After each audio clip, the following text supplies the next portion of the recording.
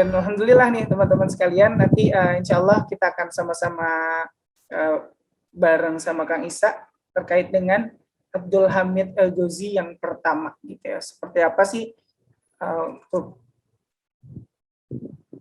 untuk kisahnya? Mari sama-sama kita langsung panggil saja narasumber kita yang sudah tidak asing pada Kang Isa. Assalamualaikum Kang Isa. Waalaikumsalam warahmatullahi wabarakatuh, kawan-kawan sekalian. Udah siap Kang Isa? Siap, insya Allah, Siap, mudah-mudahan ya. diberikan kemudahan. Alhamdulillah. Baik, mungkin langsung saja waktu dan tempatnya buat Kang Isa. Tafadhol masykurah. Baik, bismillahirrahmanirrahim. Assalamualaikum warahmatullahi wabarakatuh. Alhamdulillahirabbil alamin, assalatu wassalamu ala asyrafil anbiya'i wal mursalin wa ala alihi wa sahbihi ajmain. A'udzubillahi minasyaitonir rajim. Bismillahirrahmanirrahim. Rabbi syrah li sadri wa yassir li amri wahlul 'uqdatam min lisani yafqahu qawli. Bismillahirrahmanirrahim. La ilaha illa anta subhanaka inni kuntu minaz zalimin. Alhamdulillah senang banget bisa kembali ya bersama kawan-kawan sekalian di berbagi cerita setelah beberapa waktu yang lalu ya sempat vakum ya karena memang beberapa waktu yang lalu itu kita semua pada sakit gantian. Memang sepertinya sekarang ini ya tinggal ini aja ya, menjaga kesehatan sebaik-baiknya supaya kita semua tidak tertular penyakit virus yang sekarang sedang banyak merajalela begitu. Nah, kalaupun misalnya harus terjangkit juga kawan-kawan sekalian, mudah-mudahan Allah Subhanahu wa taala memberikan kekuatan, kesabaran ya kepada kita semua sehingga bisa melalui ya ujian sakit tersebut dengan baik, dengan sabar dan beroleh pahala dari Allah Subhanahu wa taala. Amin ya Allah rabbal alamin. Nah, kawan-kawan sekalian, insya Allah malam ini kita akan sedikit berbagi cerita ya tentang bagaimana ya kiprah dan sepak terjang dari Sultan Abdul Hamid II ya. Berikut beberapa peristiwa-peristiwa yang mendahului ya kepemimpinan beliau dan bagaimana kira-kira awal mulanya, asal muasalnya ya, berbagai kekacauan yang terjadi di tengah-tengah pemerintahan Khilafatul Utsmani ya menjelang keruntuhannya. Nah, begitu kan sekalian. Jadi memang periode ya yang akan sama-sama kita bagi ceritanya ini adalah periode yang sangat memilukan begitu. Sangat memilukan, sangat menyedihkan ya. Sebab memang ketika itu Khilafatul Utsmani seperti dipukul ya, dihantam dari berbagai sisi, dari berbagai arah ya oleh musuh-musuh Islam baik dari luar maupun dari dalam ya. Khilafatul Utsmani harus berhadapan dengan konspirasi dan kejahatan dari musuh-musuh Islam. Ya, selain karena memang ketika itu terjadi juga pembusukan-pembusukan secara internal ya di dalam pemerintahan Khilafatul Utsmani sendiri. Nah, kembali semuanya sebenarnya ya berpulang kepada seberapa jauh dan seberapa kuat kita menggenggam ya syariat Allah Subhanahu wa taala, menggenggam ajaran Islam. Nah, begitu kawan-kawan sekalian. Nah, silakan Om Jovan di share apanya ya, slide-nya ya. Nah, jadi kawan-kawan sekalian kita akan bermula ya, akan mulakan kisah kita ini jauh sebelum periode pemerintahannya Sultan Abdul Hamid II begitu. Jadi memang semuanya itu bermula ya jauh dari sebelum pemerintahan beliau. Pemerintahan beliau itu justru ya itu adalah momen di mana beliau untuk beberapa periode, beberapa tingkat tertentu beliau berhasil membendung ya berbagai kejahatan-kejahatan dan konspirasi dari musuh-musuh Islam. Nah, begitu. Jadi memang ini periode yang amat sangat menyedihkan ya bagi kaum muslimin. Nah, kisah ini juga kalau sekalian menjadi inspirasi ya buat saya dalam menggarap novel Abdul Hamid Ghozi, serial Abdul Hamid Ghozi dari jilid 1 sampai jilid 3. Ya, insya Allah ini novel akan akan tamat di jilid 3 ya, sebuah trilogi. Jilid 2-nya insya Allah akan rilis dalam waktu dekat ini, kira-kira tanggal 15 September sudah selesai cetak ya, dan mudah-mudahan akan bisa segera dikirim kepada kawan-kawan semua, ke alamat kawan-kawan semua, dan bisa segera dinikmati. Jilid ketiganya sedang dalam masa penggarapan. Mudah-mudahan Allah Subhanahu Wa Taala memberikan kelancaran ya, dan mudah-mudahan saya juga berharap doa dari kawan-kawan semuanya supaya mudah dan lancar dalam penggarapannya. Baik, lanjut Om. Yang pertama-tama kawan-kawan sekalian, saya ingin berbagi sebuah makalah ya dari Al-Allamah Al-Qadi Syekh Taqiyuddin An-Nabhani rahimahullahu taala. Jadi di dalam salah satu kitab beliau yang berjudul Mafahim, beliau menyebutkan bahwa kemerosotan dan kemunduran kaum muslimin terjadi secara cepat pada abad ke-18 Masehi. Nah, begitu kan sekalian. Jadi memang kemundurannya itu ya, kemerosotannya juga terjadi secara cepat pada abad ke-18 Masehi. Berarti memang sudah dimulai dari periode-periode sebelumnya. Nah, kemerosotannya cepat terjadi abad ke-18. Abad ya ke-17, nah itu udah mulai-mulai. Nah, ini makanya sekarang kita akan coba sedikit banyak kita ulik begitu ya, tentang apa yang disampaikan oleh Syekh Taqiyuddin An-Nabhani rahimahullah ini begitu. Berikutnya Om. Nah, jadi kawan-kawan sekalian, setelah kalahnya ya Khilafatul Utsmani pada pengapungan Vienna, itu tepatnya tanggal 11 September 1683 ya. Jadi setelah kekalahan itu seolah-olah itu Turki Utsmani itu sudah mulai ya mengalami kemunduran dan kemerosotan. Kenapa begitu? Sebab setelah kekalahan di Vienna itu ya, itu praktis kekalahan-kekalahan berikutnya itu selalu diderita oleh Turki Utsmani. Ya, pengepungan Vienna sendiri tahun 1683 ini adalah sebuah peristiwa yang sangat besar sekali ya, peristiwa yang sangat luar biasa, sampai-sampai ya penduduk Vienna itu memperingati ya hari dikepungnya Vienna oleh Turki Utsmani sampai hari ini begitu. Ya, sampai hari ini. Dalam salah satu kisah yang dituturkan oleh seorang sejarawan barat bernama Donald Quaitert ya. Jadi dia pernah berkunjung ke Vienna ya.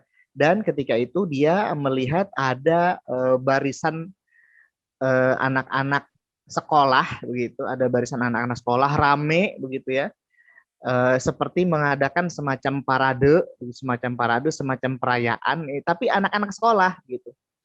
Nah, setelah ditelusuri ya kan, diamati oleh si sejarawan si Donald Quaitert ini, dia kemudian mengetahui bahwa ternyata ya anak-anak sekolah ini sedang memperingati hari di mana pada 11 September 1683 itu kota Vienna terselamatkan gitu kira-kira dari pengepungan Khilafah Turki Utsmani. Ya padahal ya kita melihat bahwa pengepungan itu sangat luar biasa besar. Ya, Turki Utsmani untuk menaklukkan Vienna itu mengerahkan pasukan yang sangat banyak begitu. Tetapi kalah begitu kan sekalian. Nah, pasca pengepungan di Vienna ini ya, setelah itu mulai itu merosot. Nah, pengepungan Vienna ini kan terjadi pada abad ke-17 ya. Nah, abad ke-17 tahun 1600-an, abad ke-17. Nah, beberapa tahun kemudian mulai itu kemerosotannya terjadi secara cepat di abad ke-18. Nah, berikutnya Om. Nah, setelah itu ya peperangan-peperangan berikutnya misalnya ya itu peperangan antara Austria dengan Turki Utsmani dalam Austro-Turkish War ya. tahun 1716 sampai 1718 itu Turki Utsmani juga kalah. Ya. Waktu itu pasukan Austria itu dipimpin oleh Pangeran Eugene. Pangeran Eugene dari Savoy, sebenarnya orang Prancis tapi kemudian dia mengabdi kepada kepada Austria ya. Nah, Pangeran Eugene ini berhasil mengalahkan pasukan Turki Utsmani begitu dalam perang-perang yang terjadi antara tahun 1716 sampai 1718. Ya, kemenangan gilang gemilang sekali ya yang berhasil diraih oleh Pangeran Eugene of Savoy ini. Ya, bahkan sampai-sampai karena kemenangan Pangeran Eugene ini ya kawan-kawan sekalian, itu filsuf Prancis yang namanya Voltaire ya. Tahulah kita ya di Indonesia itu kan belajar sejarah revolusi Prancis ya kan. Nah, di sejarah SMA gitu. Kalau yang pernah saya alami itu sejarah SMA kalau nggak salah ya. Itu sejarah revolusi Prancis. Itu sangat terkenal sekali ya. Nama filsuf Prancis itu namanya Voltaire.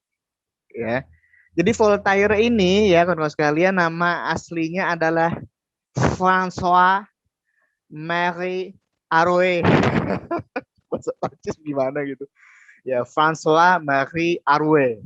Nah, jadi ketika kabar kemenangan Pangeran Eugene of Savoy ini tersebar ke seantero Eropa, itu dia membuat sebuah puisi.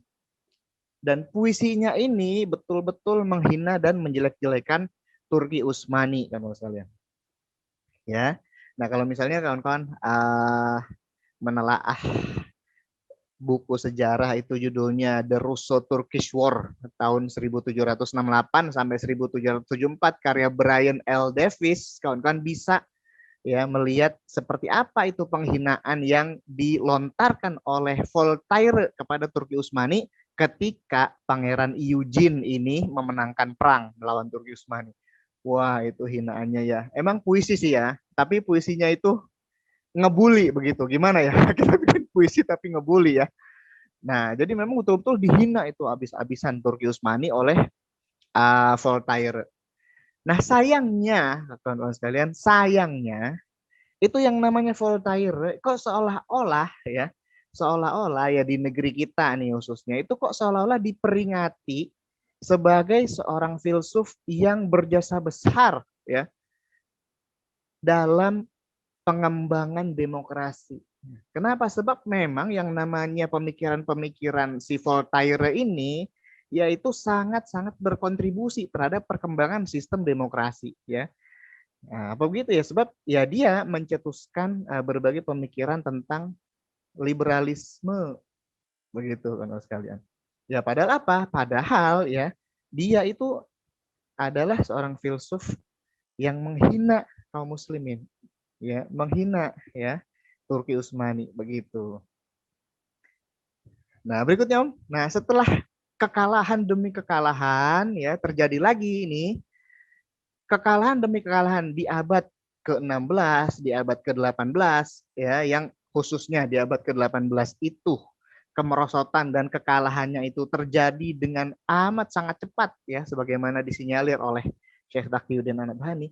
Maka mulailah itu yang namanya Turki Utsmani ini, khilafah Turki Utsmani ini kawan-kawan sekalian, itu mendapatkan gelar The Sick Man. Ya, pernah dengar ya dalam sejarah pelajaran sejarah di SMA gitu. Itu dalam bab ya kemerdekaan bangsa-bangsa di Asia, Turki Utsmani mendapatkan gelar The Sick Man of Europe, ya, si orang sakit dari Eropa, ya, atau The Sick Man, begitu. Nah, menurut beberapa pandangan yang banyak beredar luas, itu orang pertama yang menyebut Turki Utsmani sebagai The Sick Man atau orang sakit itu adalah Tsar Nicholas I dari Rusia, ya, penguasa Rusia. Nah, padahal sebenarnya nggak begitu juga, begitu. Jadi kalau menurut sejarawan Barat yang bernama Brian L. Davis, ya, itu gelar The Sick Man bagi Turki Utsmani itu memang sudah disematkan ya kepadanya itu semenjak pertengahan abad ke-18 Masehi oleh para filsuf dan para pemikir barat begitu. Ya, jadi sebelum Tsar Nicholas I itu menyebut orang sakit dari Eropa, itu gelar orang sakit bagi Turki Utsmani itu udah banyak berembus, udah banyak beredar semenjak pertengahan abad ke-18 ya. Nah, beberapa di antaranya misalnya hal ini juga diungkapkan oleh seorang filsuf Prancis namanya Montesquieu. Ya, kalau namanya Montesquieu ini tulisannya Montesquieu, Montesquieu ya tulisannya begitu. Tapi dibacanya Montesquieu. Nah, kawan-kawan kalau misalnya di kelas sejarah ya di sekolah, kalau misalnya di bab sejarah revolusi Prancis itu biasanya akan mendapat nama Montesquieu ini, akan mendengar nama Montesquieu ini, ya. Kenapa begitu? Sebab pemikiran-pemikiran Montesquieu ini betul-betul diadopsi, dipakai begitu di dalam sistem demokrasi, sebab dialah yang mencetuskan trias politika. Nah, gitu kan kawan sekalian. Dialah yang mencetuskan trias politika ya. Bahwa pemerintahan itu tidak boleh dipegang di satu tangan saja. Nah, kata dia begitu. Pemerintahan itu harus dibagi-bagi kekuasaannya ke dalam lembaga-lembaga yang berbeda. Ya, makanya disebut trias politika. Ya, pemerintahan tiga. Apa? Legislatif, eksekutif, ayudikatif gitu ya. Kekuasaan untuk membuat aturan-aturan, itulah dia kekuasaan legislatif, ya kan? Kekuasaan untuk melaksanakan aturan-aturan, yaitulah eksekutif, dan kekuasaan untuk mengawasi ya lembaga-lembaga eksekutif dan legislatif, yaitu kekuasaan yudikatif. Ya, tiga trias politik. Nah, filsuf Prancis ini, kawan-kawan sekalian, betul-betul dirayakan di negeri kita, betul-betul dijunjung dan disanjung-sanjung ya di tengah-tengah generasi kita. Padahal ya dia melakukan penghinaan-penghinaan ya terhadap kaum muslimin, khususnya penghinaan-penghinaan terhadap khilafah Turki Utsmani. Gitu. Dia juga nggak mau ketinggalan membuli Turki Utsmani dengan menyebutnya sebagai orang sakit atau sick man. Ya, begitu. Disebutkan juga oleh Brian L. Davis dalam surat-surat yang dikumpulkan dalam The Persian Letters, diungkapkan bahwa Montesquieu itu menyebut Turki Utsmani sebagai sick man, orang sakit. Nah, begitu kawan-kawan sekalian. Jadi memang terjadi kemunduran-kemunduran semenjak abad ke-18 Masehi, dan kemunduran itu pada abad ke-18 Masehi terjadi secara cepat, terjadi secara kemerosotannya itu terjadi secara cepat ya. Nah, tentu saja itu udah mulai dari abad ke-17 tahun 1600-an, khususnya setelah pengepungan Vienna yang gagal itu. Nah, praktis kawan-kawan sekalian, kekalahan-kekalahan terjadi secara terus-menerus dan beruntun, sehingga semenjak tahun 1839 Masehi ya, Turki Utsmani mengambil sikap politik yang defensif, mengambil sikap politik yang selalu bertahan dan seolah-olah menghindar ya dari kancah perpolitikan Eropa ketika itu ya. Turki Utsmani sudah tidak mau lagi terlibat urusan-urusan dan konflik-konflik dengan kekuatan-kekuatan besar Eropa ketika itu. Nah, begitu kawan sekalian. Dan hal ini ya, sikap politik seperti ini oleh negara-negara Eropa lainnya itu dipandang bahwa Turki Utsmani itu memang sudah menurun, sudah lemah. Ya, dan mereka semua mengakui hal itu. Makanya kemudian berkembanglah gelaran-gelaran The Sick Man bagi Turki Utsmani. Begitu kawan-kawan sekalian. Berikutnya, Om, slide berikutnya. Nah, kawan-kawan sekalian, berbagai kemunduran-kemunduran, berbagai konflik-konflik yang terjadi antara Turki Utsmani ya dengan negara-negara Eropa, ya tentu saja negara-negara Eropa ini adalah negara-negara non-Muslim, ya kerajaan-kerajaan non-Muslim, musuh-musuh Islam tentu saja. Itu ya mendorong Turki Utsmani untuk melakukan apa yang disebut sebagai reformasi. Nah, ini ya istilahnya tanzimat ya. Tanzimat ini atau reorganization reformation ini adalah upaya-upaya ya Turki Utsmani untuk meniru perkembangan-perkembangan yang terjadi di dunia barat ya. Kenapa begitu? Ya sebab memang kawan-kawan sekalian ada banyak sekali hal ya yang diungkapkan oleh orang-orang yang hidup sezaman pada masa itu, ya khususnya di abad ke-18 Masehi, yang mengungkapkan bahwa memang Turki Utsmani mengalami kemunduran di berbagai bidang, di berbagai aspek. Sementara itu, pada zaman yang sama, ya Eropa itu sedang mengalami kemajuan besar-besaran dalam berbagai aspek, dalam berbagai bidang. Ya, dalam bidang ekonomi, Eropa mengalami kemajuan. Ya, negara-negara Eropa mengalami kemajuan. Dalam bidang militer khususnya, ya, kalau mau kita sorot bidang militer, itu mereka juga mengalami kemajuan-kemajuan yang signifikan. Ya, dengan bertambahnya angkatan perang mereka, armada-armada tempur mereka, ya, khususnya misalnya setelah terjadinya revolusi industri, ya. Nah, itu semakin meningkat lagi kawan-kawan sekalian apa namanya kekuatan militer mereka gitu. Nah, sementara Turki Utsmani melihat semua kemajuan itu ya dengan ekspresi terbengong-bengong ya, dengan ekspresi terbengong-bengong.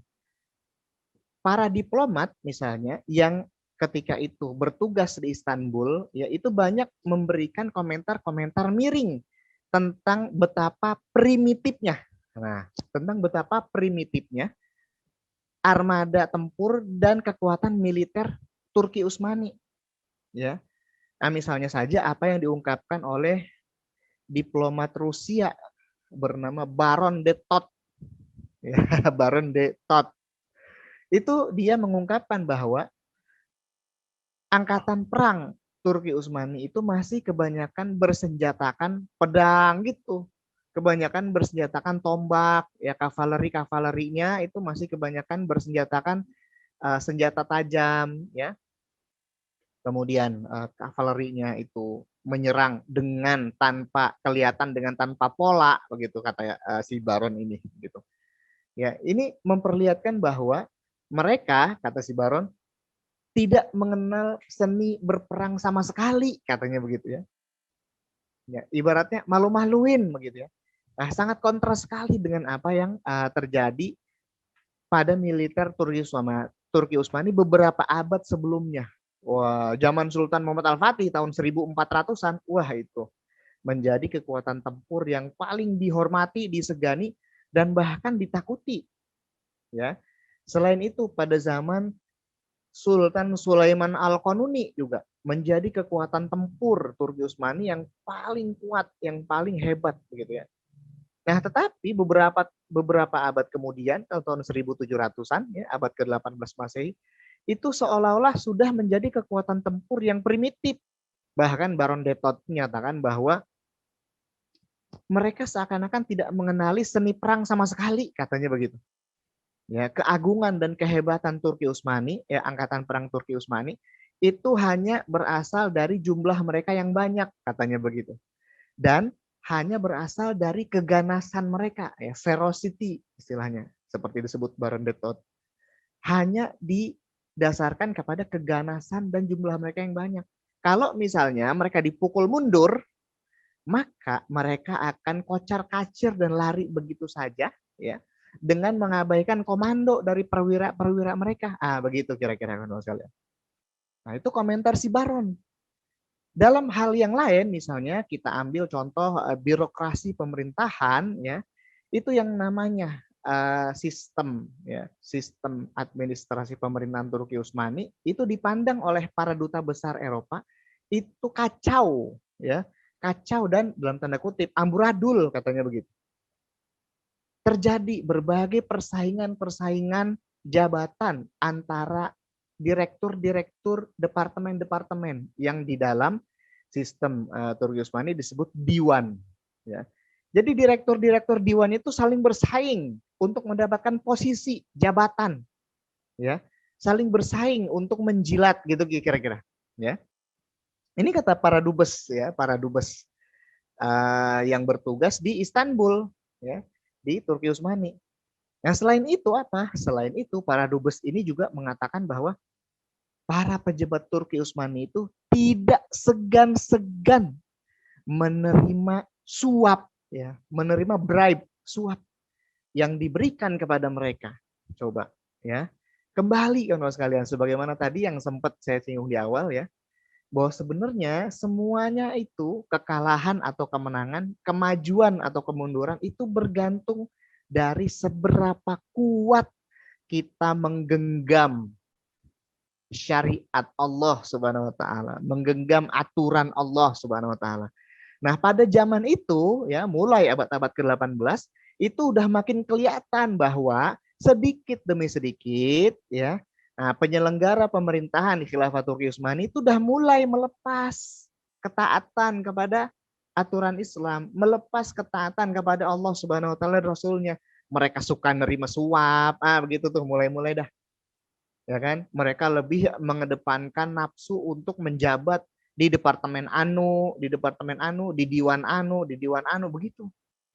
Dan semuanya itu disaksikan oleh para dubes ya, negara-negara barat, negara-negara Eropa. Happy-happy aja mereka ya, sebab mereka melihat betapa kelemahan di tengah-tengah pemerintahan ya Islam ketika itu sudah mulai nyata terlihat.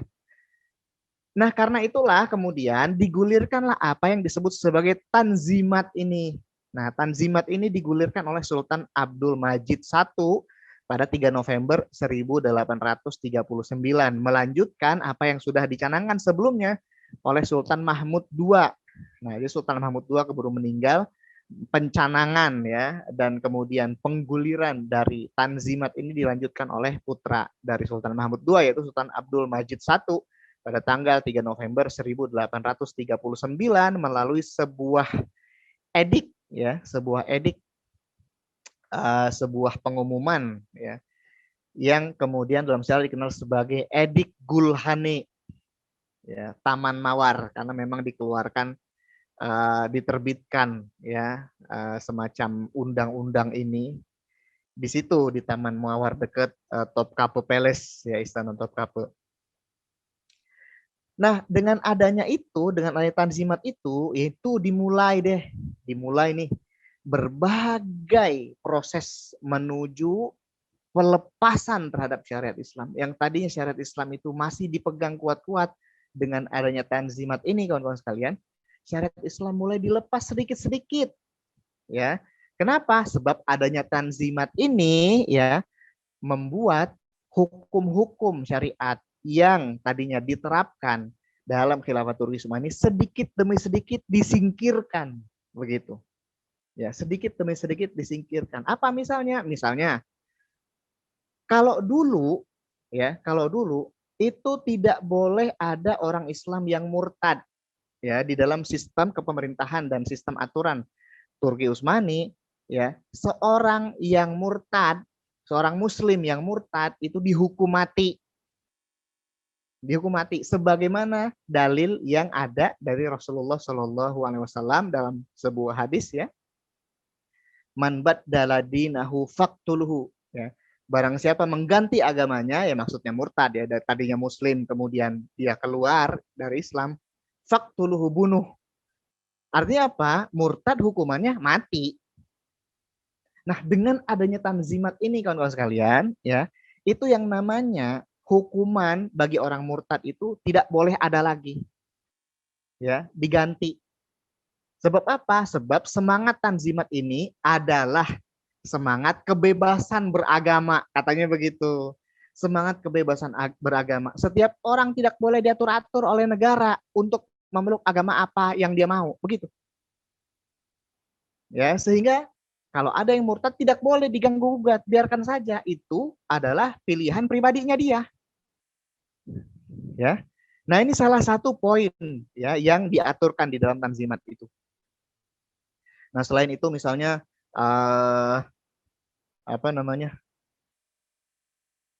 warga negara non muslim dengan warga negara muslim sama derajatnya di hadapan hukum, katanya begitu. Seolah-olah indah ya, seolah-olah bagus ya, begitu.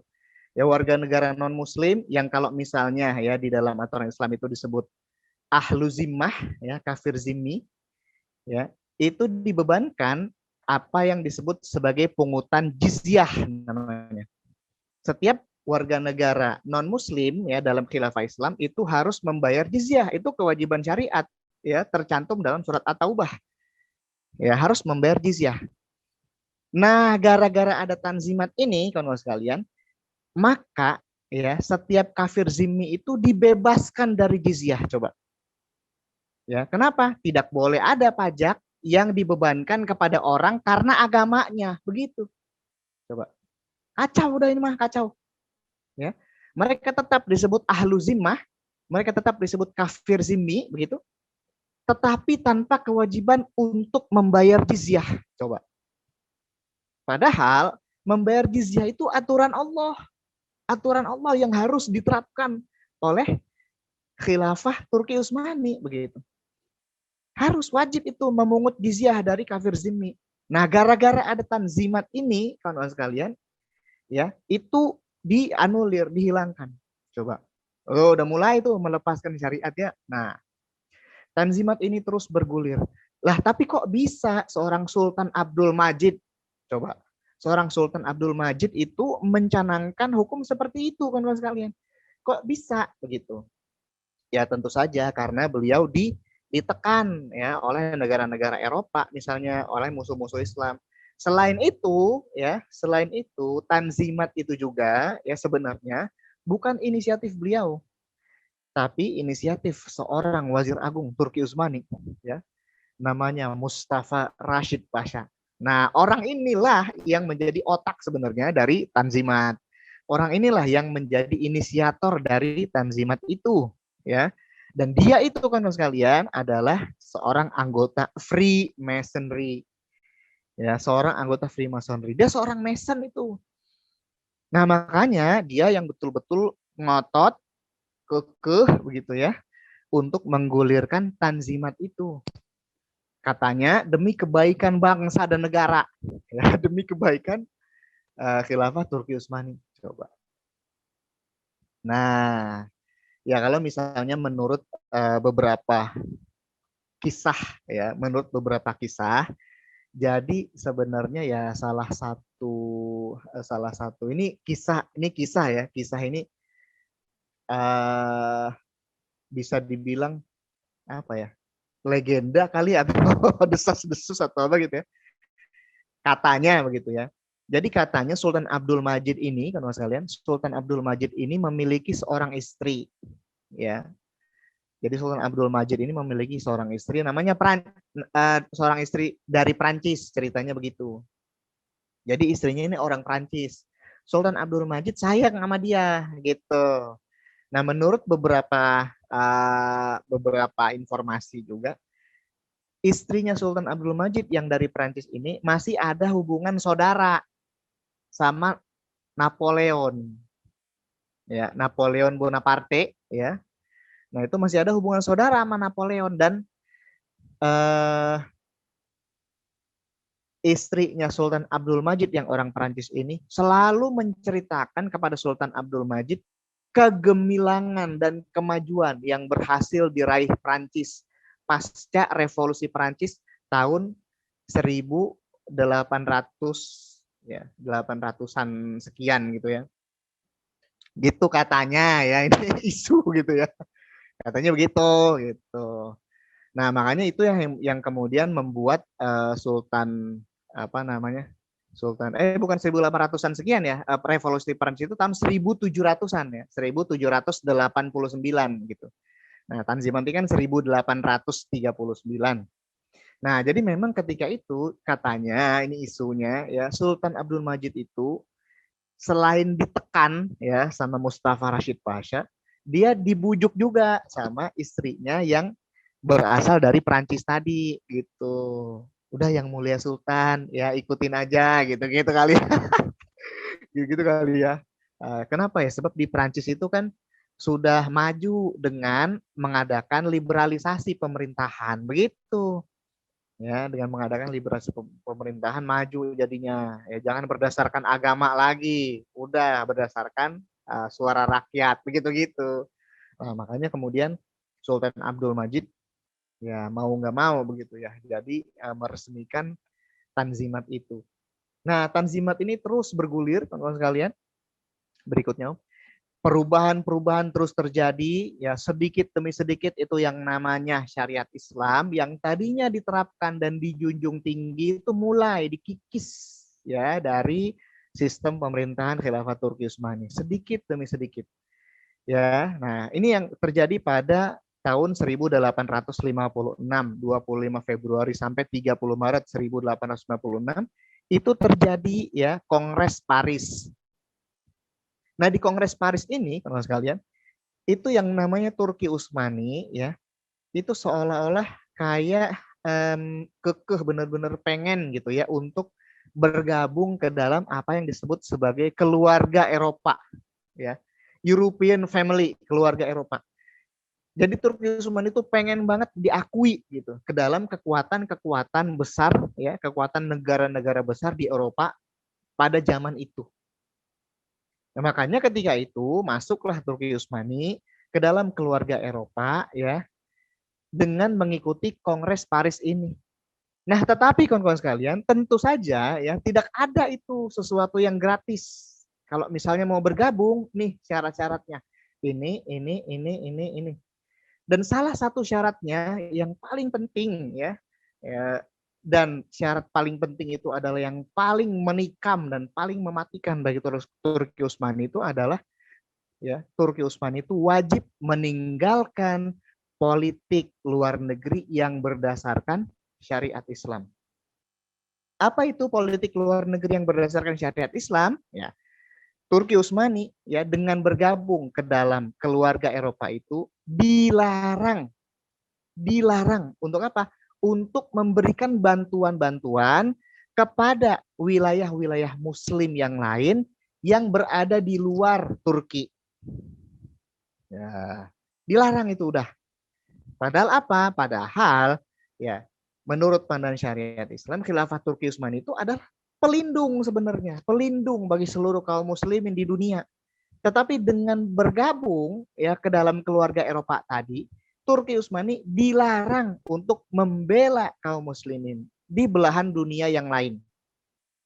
Dilarang.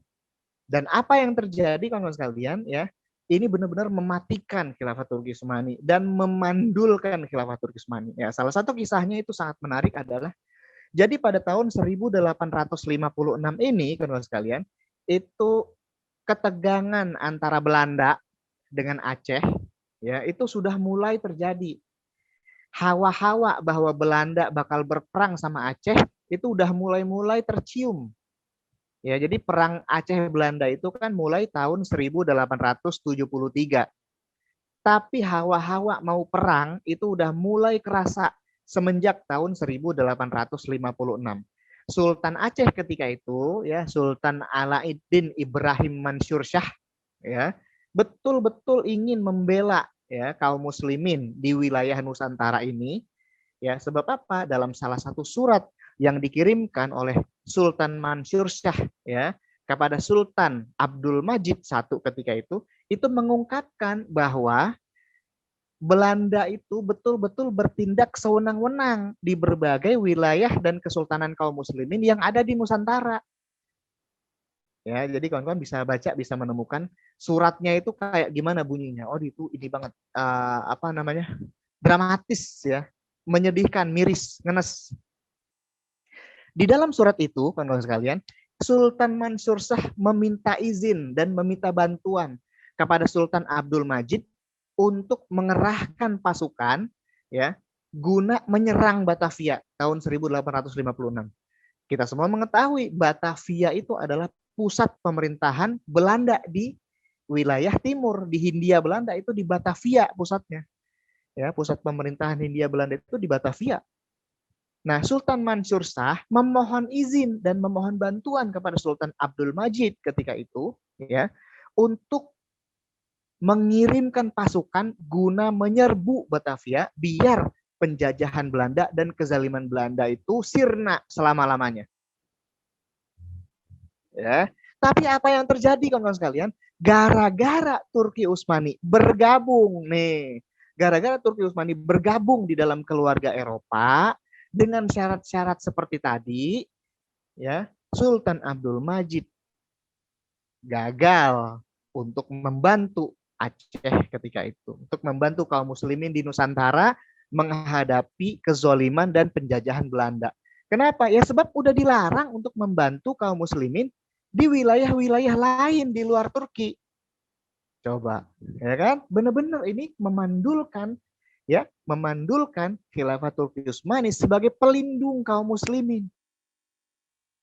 Ya, ujung-ujungnya apa? Ujung-ujungnya ya balasan bagi permohonan bantuan dan surat dari Sultan Mansur Shah, Sultan Aceh tadi, hanyalah penghargaan, hanyalah sebuah pedang bertahtakan intan berlian ya.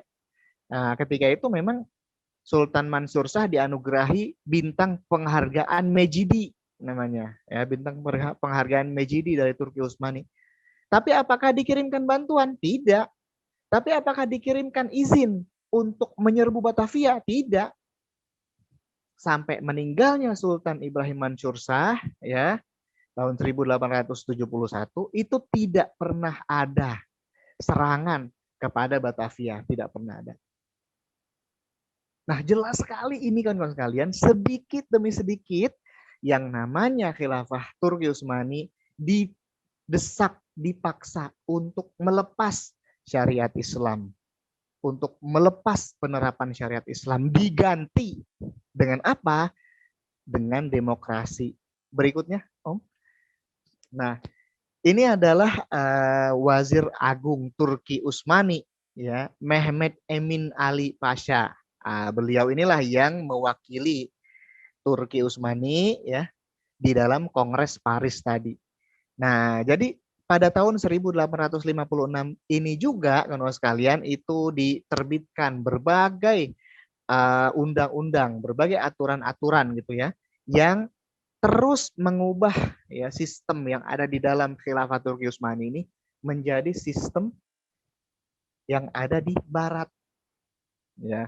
Propaganda-propaganda juga terjadi supaya sistem yang diterapkan khilafah Turki Utsmani diganti saja. Ya, sistem khilafah itu ya dengan sultan atau khalifah itu sebagai pemegang kekuasaan tertinggi itu dipandang sebagai sebuah otoritarianisme, otoriter itu. Seharusnya apa? Seharusnya ya harus ada parlemen katanya.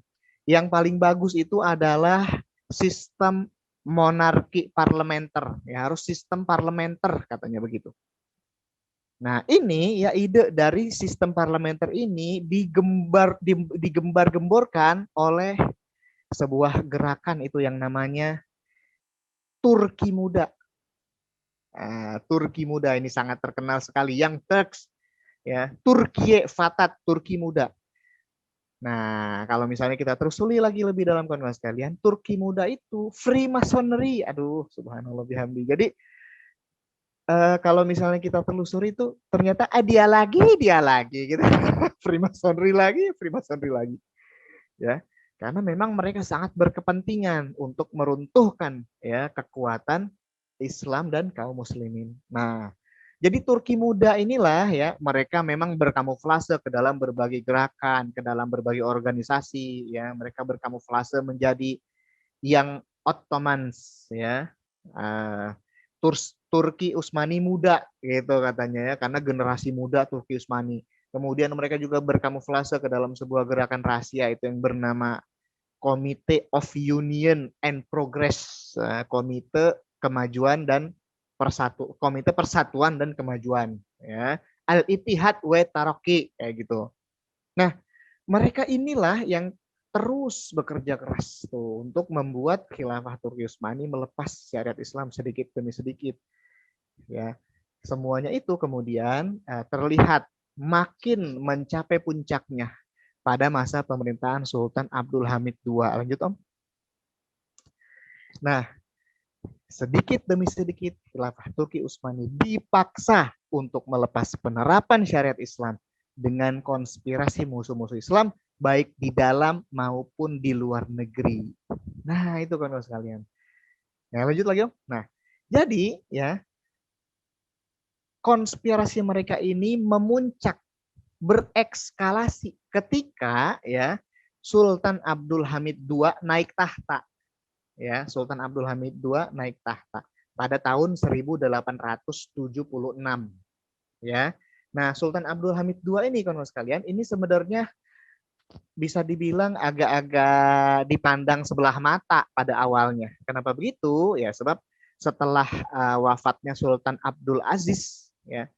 Jadi setelah Sultan Abdul Majid I, ya, itu adalah Sultan Abdul Aziz adiknya. Sultan Abdul Majid wafat, kemudian naik adiknya yaitu Sultan Abdul Aziz. Nah, Sultan Abdul Aziz ini kan sekalian itu ditemukan wafat dengan pergelangan tangan teriris. Ya, kemudian apa? Kemudian dinyatakan beliau bunuh diri, katanya begitu. Ya, padahal sebenarnya belakangan dilakukan berbagai investigasi. Ya, ternyata beliau dibunuh begitu kan sekalian. Setelah wafatnya Sultan Abdul Aziz, naiklah ya Sultan Murad namanya, Sultan Murad V.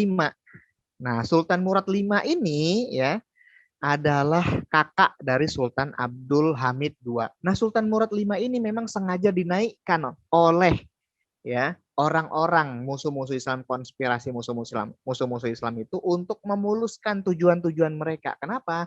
Sebab Sultan Murad V ini kan sekalian adalah seorang anggota Freemasonry tuh.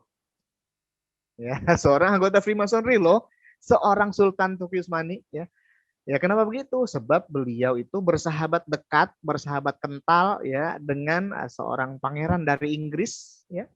Dan sepertinya beliau terpengaruh. Ya, mau aja diajak-ajak jadi Freemasonry begitu.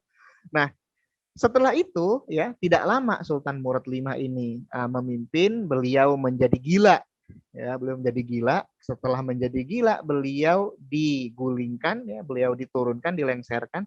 Maka kemudian ya Turki muda itu menobatkan Sultan Abdul Hamid II menjadi Sultan Turki Utsmani. Awalnya beliau memang betul-betul dipandang sebelah mata. Oh, dia cuma jadi boneka aja, ya, cuma jadi boneka di belakang orang-orang Turki muda. Tetapi apa yang terjadi kawan-kawan sekalian? Ya, pada awalnya memang mereka Sultan Abdul Hamid II itu kayak ya udah diikutin aja dulu kemana maunya Turki muda itu. Makanya kemudian pemerintahan awal Sultan Abdul Hamid II ini dalam sejarah disebut the first constitutional era 1876. Nah, sebab pada periode awal-awal itulah Sultan Abdul Hamid II menandatangani konstitusi bersama dengan Turki muda, yang mana konstitusi itu mengesahkan adanya sebuah parlemen ya, yang parlemen ini berbagi kekuasaan dengan sultan ya. Selain itu ada juga kabinet yang dipimpin oleh seorang wazir agung, istilahnya Bab Ali ya. Departemen ini yang dipimpin oleh wazir agung tadi berbagi kekuasaan juga dengan sultan. Artinya apa? Sedikit demi sedikit kekuasaan sultan itu dilucuti. Sedikit demi sedikit kekuasaan khalifah itu ya didegradasi kawan-kawan sekalian. Padahal apa? Syariat Islam menghendaki bahwa seorang sultan, seorang khalifah itu berkuasa penuh. Ya, berkuasa penuh itu yang dikehendaki oleh syariat gitu. Ya, kekuasaan seorang khalifah itu tidak boleh dibagi-bagi kepada siapa-siapa. Nah, begitu kawan-kawan sekalian. Nah, makanya kemudian pada awalnya ya Sultan Abdul Hamid II menandatangani itu ya konstitusi bersama Turki muda. Tetapi kemudian disinilah salah satu kejeniusan dari Sultan Abdul Hamid II. Ya, terjadilah konflik, kekacauan gara-gara sistem seperti itu. Ya, terjadilah permainan-permainan gara-gara sistem seperti itu. Makanya kemudian ya semenjak tahun 1878 jadi terjadi perang dulu sama Rusia ya 1877 sampai 1878. Gara-gara konflik itu kan sekalian, Sultan Abdul Hamid kemudian mengambil alih kekuasaan secara langsung, ya. Kemudian beliau membubarkan parlemen tadi, ya, menganulir konstitusi yang diterapkan bersama Turki Muda, dan beliau mengambil alih kepemimpinan secara langsung. Nah, saat itulah kan sekalian, ya, Sultan Abdul Hamid II berkuasa secara utuh, secara penuh, sebagaimana yang diinginkan oleh syariat Islam. Nah, sejak saat itu, ya, itulah yang kemudian dalam sejarah dikenal sebagai Hamidian era, ya, era Abdul Hamid. Nah, memang ada banyak sekali yang mengkritik Sultan Abdul Hamid pada masa itu. Ya, sebab disebut otoriter lah, ya kan, propaganda dijelek-jelekin gitu, disebut otoriter, tirani, ya. Padahal apa yang terjadi kawan sekalian? Justru pada masa pemerintahan dipegang langsung secara total dan utuh oleh Sultan Abdul Hamid, berbagai kemajuan terjadi, ya. Berbagai pencapaian-pencapaian terjadi di mana-mana. Lanjut, Om. Nah, ya, bahkan di dalam diary Sultan Abdul Hamid dinyatakan, beliau ya menyatakan bahwa orang-orang yang mengkritiknya, semua orang yang menghujat beliau itu tidak menghasilkan apa-apa, bahkan 1/10 ya dari pencapaian dan kemajuan yang beliau hasilkan itu mereka nggak punya, gitu. Ya. Nah, sebab apa? Sebab ketika itulah Sultan Abdul Hamid II itu melakukan pembangunan besar-besaran, ya. Militer dibangun, kemudian sarana-sarana pendidikan dibangun. Sultan Abdul Hamid II sangat mencintai pendidikan. Ya, beliau membangun banyak sekali sekolah-sekolah profesi, misalnya melakukan pembangunan-pembangunan di universitas-universitas, ya, Universitas Istanbul beliau bangun. Nah, berbagai jurusan dan bidang studi profesional dibuka, ya, jurusan kedokteran hewan dibuka, jurusan seni, linguistik, ya, jurusan ekonomi dibuka oleh beliau, begitu. Nah, selain itu, beliau juga melakukan peningkatan terhadap sarana komunikasi. Nah, beliau membangun jaringan telegraf, ya. Beliau membangun sarana komunikasi, membangun sarana transportasi, bikin Hejaz Railway, Rumelia Railway, dan berbagai kemajuan-kemajuan lainnya, ya. Nah, selain itu juga ya beliau melakukan upaya-upaya untuk meredam berbagai konspirasi-konspirasi yang ada. Ya, Freemasonry itu betul-betul menjadi sebuah organisasi yang diawasi oleh Sultan Abdul Hamid, ya. Nah, kalau misalnya Freemasonry itu adalah sebuah gerakan rahasia begitu, Sultan Abdul Hamid membuat ya gerakan rahasia, organisasi rahasia yang juga ya menjadi tandingan bagi Freemasonry. Coba, subhanallah bihamdi ya, kecerdasan Sultan Abdul Hamid II ini. Nah, hutang-hutang Turki Utsmani yang tadinya 300 juta lira dibayar terus ya sampai pada era Sultan Turki Utsmani itu Sultan Abdul Hamid II itu hutang Turki Utsmani hanya 30 juta lira saja dan terus berkurang ya. Sultan Abdul Hamid II betul-betul melakukan upaya-upaya yang sangat luar biasa. Selain itu, beliau juga menggalang persatuan dan kesatuan. Lanjut, Om. Di tengah-tengah kaum muslimin, ya. Dengan apa? Dengan mempropagandakan al-ittihad islami atau banyak disebut dalam sejarah pan-islamisme. Ya. Persatuan Islam.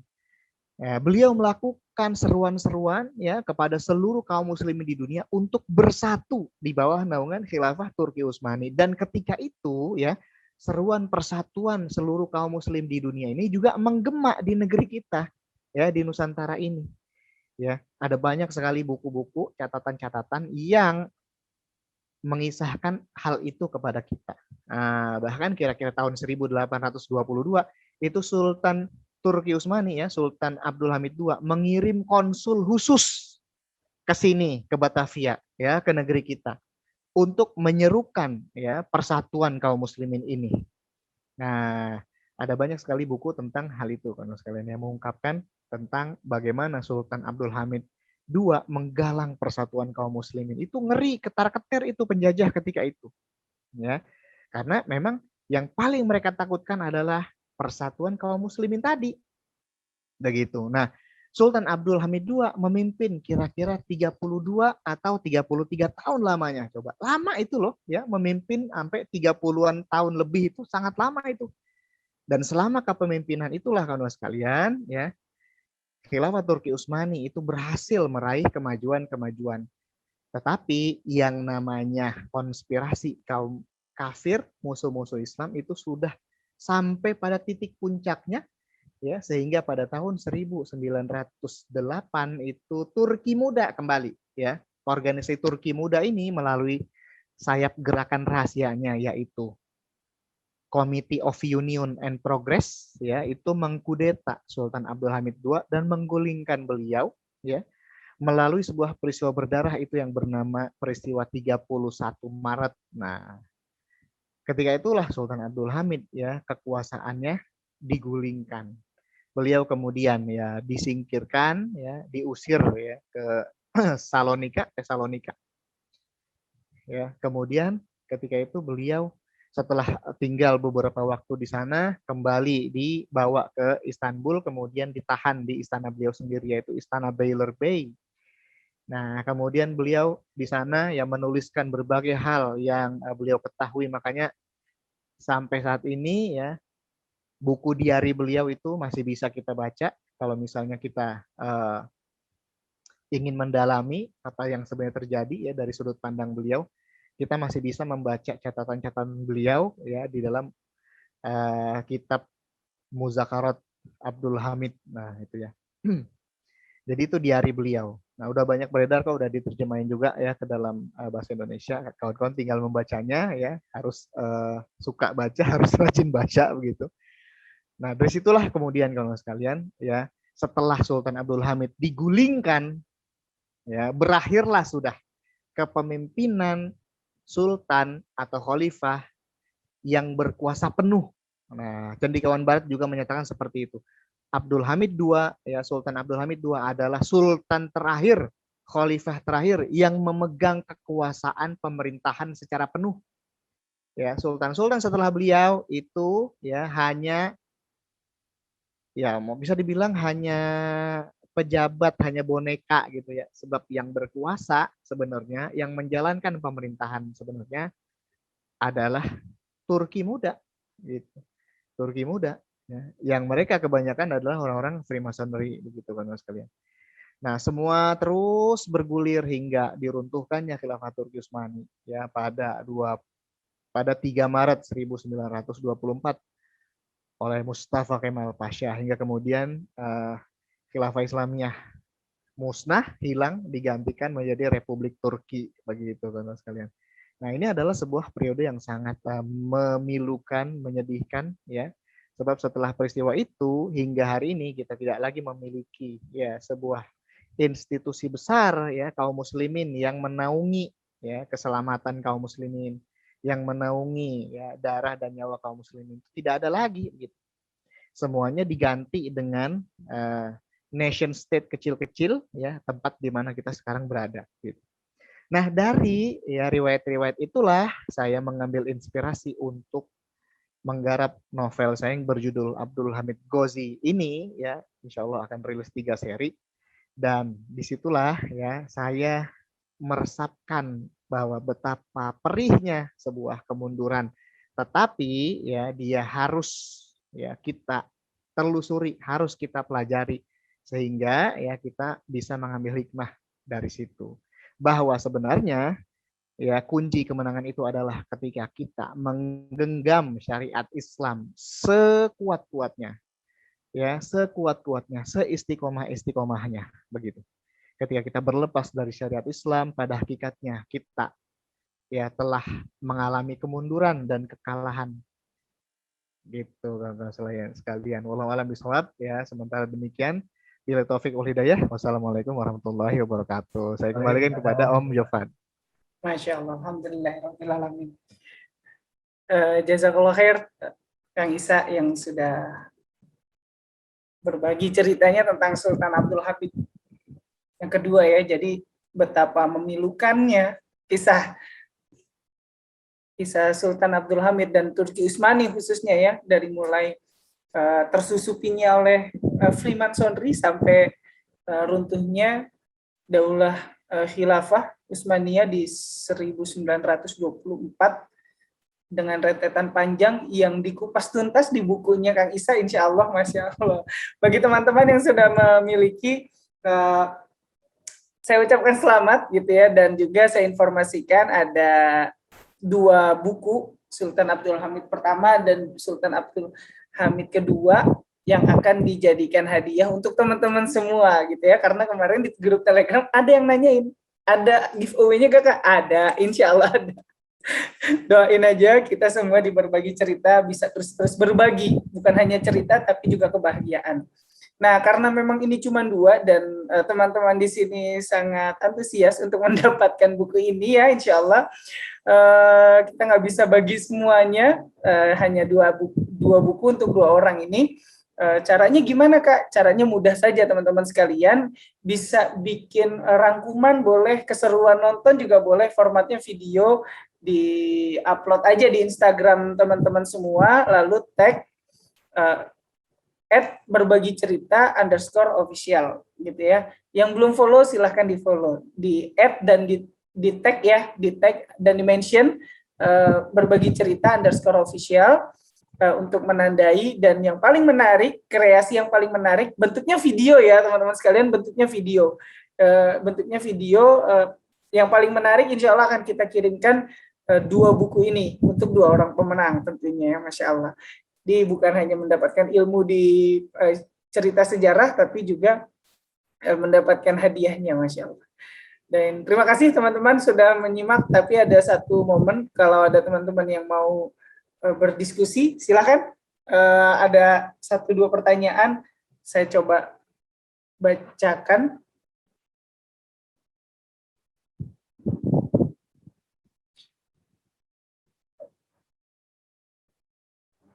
Nah, ini dia ada pertanyaan nih dari Rizky Maula M. Banyak banget, baru 2 ya. Subhanallah. Silakan dituliskan di kolom komentar ya. Insya Allah kalau cukup kita bahas semua ya, insya Allah.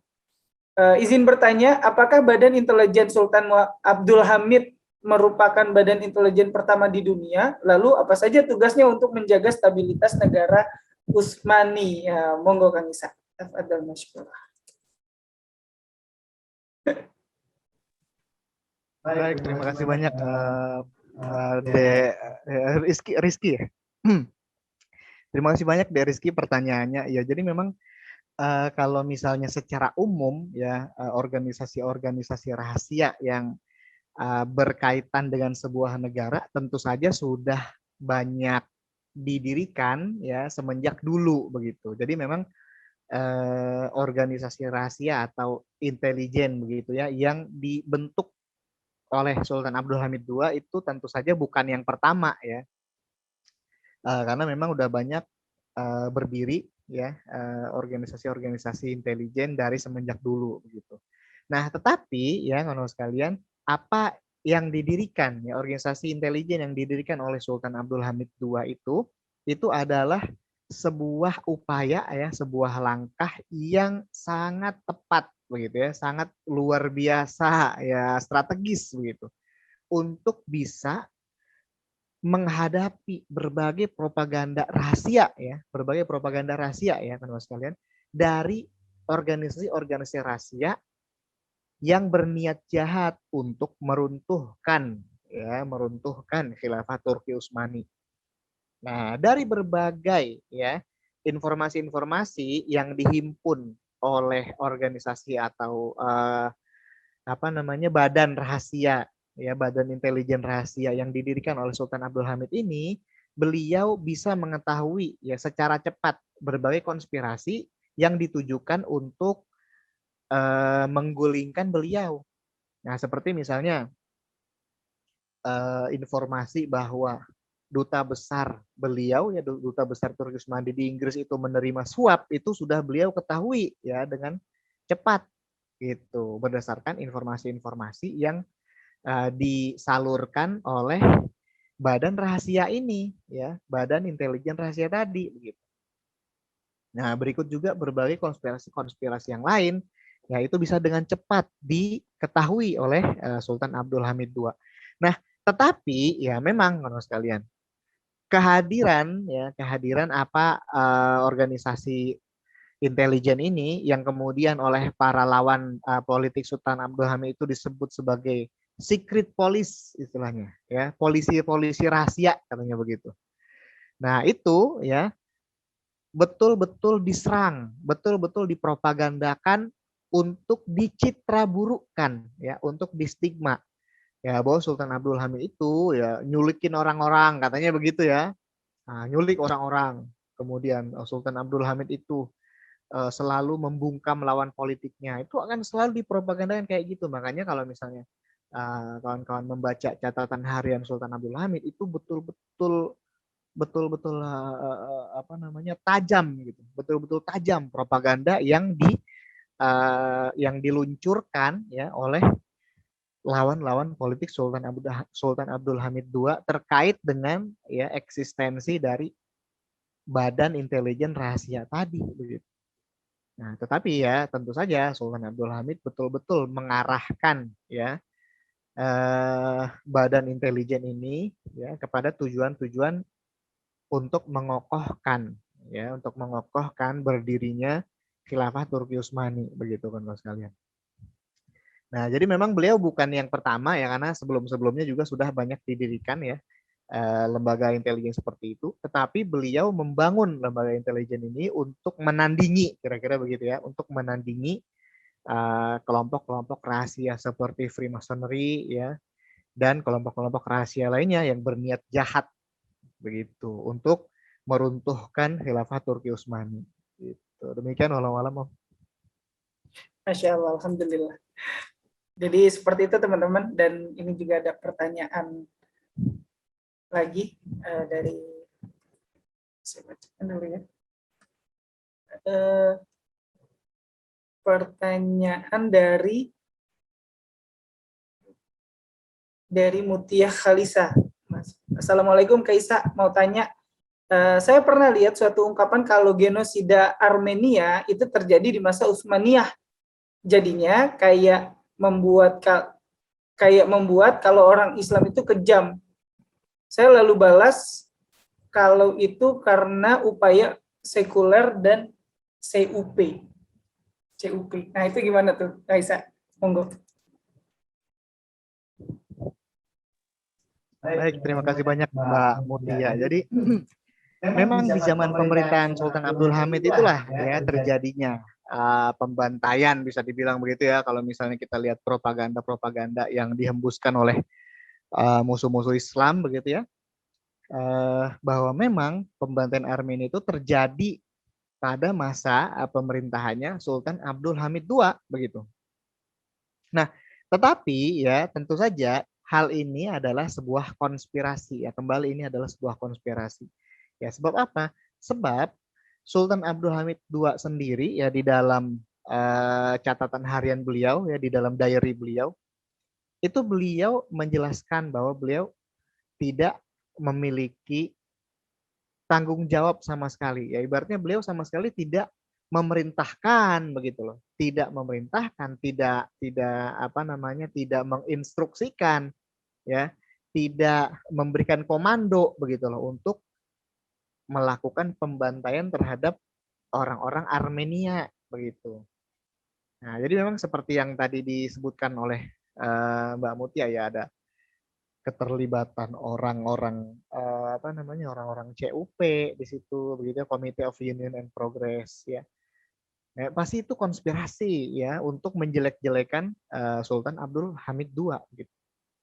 Nah, baru segitu memang yang saya dapat ya tentang Armenia. Saya ada buku khusus, ada buku tersendiri ya tentang bagaimana tragedi pembantaian orang-orang Armenia itu. Nah, cuman itu belum saya pelajari bukunya ya, baru nanti belakangan mau saya pelajari secara lebih mendalam lagi tentang pembantaian Armenia. Ya, baru yang saya dapat tentang pembantaian Armenia itu adalah di catatan hariannya Sultan Abdul Hamid II aja begitu bahwa beliau sama sekali tidak mengkomando, tidak memerintahkan, ya, tidak mengarahkan untuk melakukan pembantaian terhadap orang-orang Armenia dan orang-orang Assyria. Jadi bukan cuma Armenia, ya Armenia sama Assyria gitu. Nah, kalau misalnya kita lihat juga teman-teman sekalian, ya Sultan Abdul Hamid II adalah seorang sultan yang soleh sebenarnya, soleh banget beliau itu ya. Jadi masa memerintahkan sesuatu hal yang sangat mengerikan seperti itu ya begitu. Nah, bahkan ya beliau di dalam catatan harian diari beliau itu sendiri, beliau menyatakan bahwa kebijakan-kebijakan beliau terhadap ya orang-orang Armenia ya itu adalah kebijakan-kebijakan yang sangat lembut dan sangat manusiawi gitu. Sangat lembut dan sangat manusiawi. Ya. Nah, tapi ya kemudian malah justru orang-orang organisasi revolusioner Armenia yang ketika itu sempat melakukan upaya untuk melakukan pembunuhan ya terhadap Sultan Abdul Hamid II, itu peristiwa pembunuhan Istana Yildiz ya, hanya saja gagal begitu kan. Nah, kira-kira baru segitulah kalau sekalian yang saya ketahui. Mudah-mudahan nanti saya coba dalami dulu bagaimana si peristiwa pembantaian Armenia itu seperti apa ya. Nah, nanti mudah-mudahan kita bisa sharing-sharing lagi gitu di channel Telegram ya juga, insya Allah nanti mudah-mudahan bisa sharing-sharing lagi. Demikian Om, Allah alam. Oh, Masya Allah. Alhamdulillah sudah ada 2 pertanyaan dan insya Allah pertanyaan selanjutnya kita akan bahas di channel Telegram ya. Jadi teman-teman tetap aktif di channel Telegram. Silahkan, karena langsung ada Kang Isa sebelum keluar dari channel Telegram gitu ya. Ada pertanyaan juga tadi, kapan deadline ngumpulin kreasinya di Instagram? Silahkan sampai Jumat depan, karena insya Allah Jumat depan kita akan ada berbagi cerita lagi gitu terkait dengan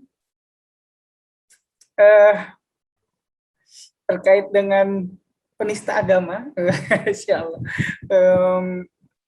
Sang pemuda tersesat judulnya ya, judulnya Sang Pemuda Tersesat, kisah tentang kaum G yang menista agama gitu, yang menista agama Allah Subhanahu Wa Taala. Insya Allah teman-teman tetap stay tune di channel Telegram dan juga tetap aktif di sana ya. Dan saya mengucapkan terima kasih teman-teman semua yang sudah berniat untuk membantu berbagi cerita dalam meningkatkan kualitas videonya gitu ya, kualitas tampilannya. Saya mengucapkan terima kasih banyak buat teman-teman semua yang sudah ingin membantu dan berkontribusi agar kita tetap bisa berkreasi gitu ya. Insya Allah informasi selanjutnya nanti akan kami kirimkan di channel Telegram buat teman-teman semua. Tetap semangat, tetap sehat, dan tetap taat. Dan saya izin sama Kang Isa untuk dikasih summary-nya ya mungkin ya, klausul atau konklusi dari pertemuan kita hari ini. Apa aja sih yang perlu kita pelajari dan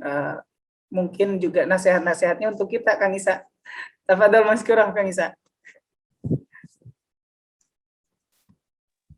Baik, terima kasih banyak Om Jovan. Ya, jadi kawan-kawan sekalian, kembali ya kita lihat bahwa yang namanya ya kemenangan ataupun kekalahan itu pada hakikatnya sangat berkaitan erat dengan seberapa taatnya kita ya kepada agama Allah Subhanahu Wa Taala begitu.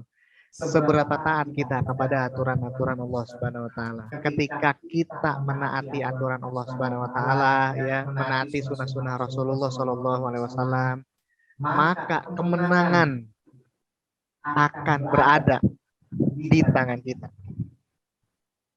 Tetapi ketika ya kita melepaskan ketaatan kepada Allah Subhanahu Wa Taala dan Rasulullah Muhammad Sallallahu Alaihi Wasallam, maka kita akan menderita kekalahan.